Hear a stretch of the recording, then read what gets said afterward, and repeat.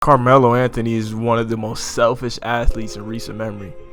Shit, even what Chauncey Billups, his all-star point guard that took him to the Western Conference Finals, said about him. Shit, it was sad. He said this on Sirius XM radio. This is a quote. Scoring 30 points meant too much to Melo. He could have games where he had 20, 22 points. We win the game and he's mad. He might have 36, we lose the game, and he's in there picking everybody up. I think now you fast forward the tape, and the reason why he's not in the league, because he's still worthy, is that he hasn't mentally taken that step back to say, okay, I'll come in and play against backups. I'll try to help the team out. I know I might not be able to close, but I just want to help. But today, we going over the complete opposite of that. The most selfless players of all time. Get your ball on.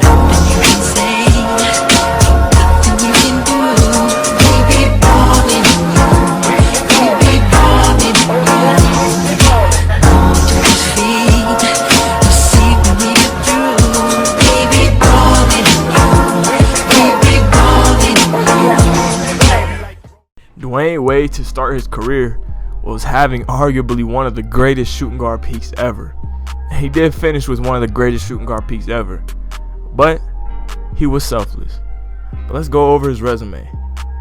So he was on pace to have a top 10 peak ever, and he decided winning over it. Be the second fiddle to LeBron, and join that super team, which would put a stain on his resume just because he played on one. People hate him to this day because he played on a super team. His peak was so great that, in some aspects, it was comparable to Kobe Bryant. When Dwayne Wade was at his peak, he was competing with Kobe Bryant to be the best shooting guard in the league. If that isn't competition, then I don't know what that is. Dwayne Wade was amazing. In Wade's first two finals, he averaged 31 points per game, 7 rebounds, and 5 assists. And he won that first finals where he averaged 35 points in the finals. In 2006, when Dwayne Wade closed out the series versus Dallas, people called it Jordan-esque because of how clutch he closed it out. In Game 3, he had 43 points, 12 rebounds, 54% from the field. In Game 4, he had 36 points, 6 rebounds, 57% from the field. Game 5, 43 points and 3 steals, shooting 84% from the line. And Game 6, 36 points, 10 rebounds, and 5 assists on 56% from the field to win the series. Dwayne Wade's peak was amazing. And not only this, like an all-time great that he is, Dwayne Wade improved in the playoffs. His scoring, efficiency, and defense all improved when it mattered most. In that span, he was a one-time champion, one-time final MVP, 4-time All-NBA, 2 of them being All-NBA first team, 2-time All-Defense, and finished top 3 in MVP and DPOY in 2009. Not only that, if we were looking at metrics to what he would do today at this pace, it was the same story in itself.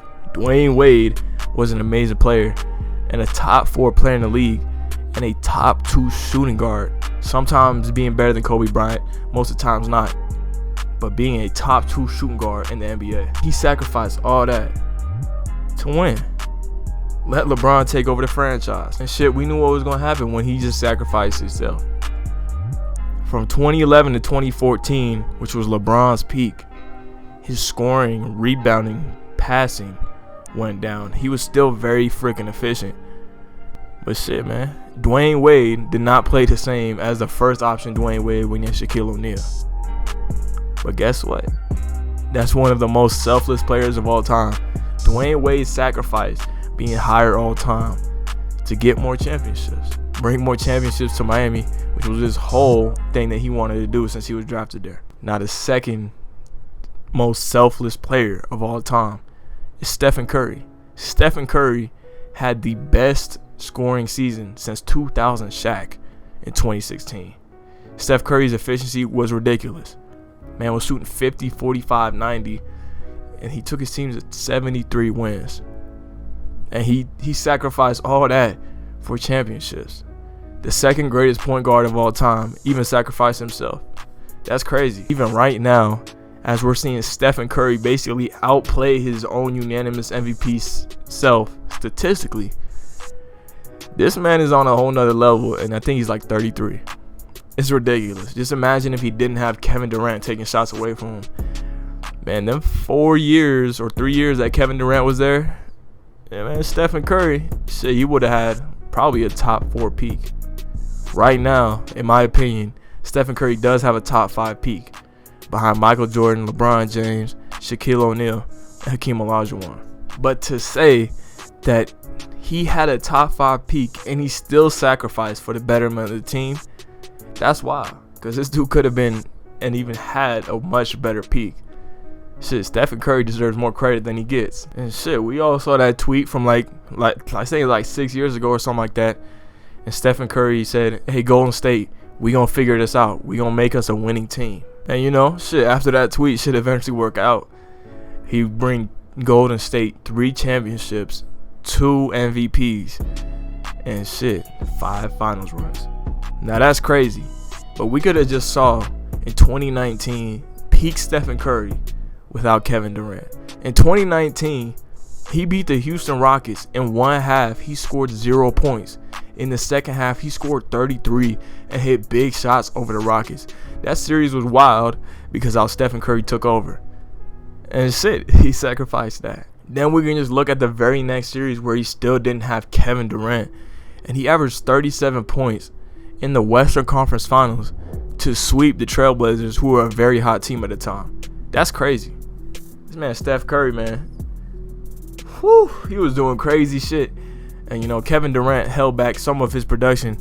But, man, that's what being selfless does. Shit, he won more championships at the end of the day. I don't think he's ever going to regret that. And thank y'all for all the support recently. Shit, if you're new to the channel, subscribe, man. We like 30 away from 2.1K. Well, shout out to these motherfuckers right here. I love them, no cap.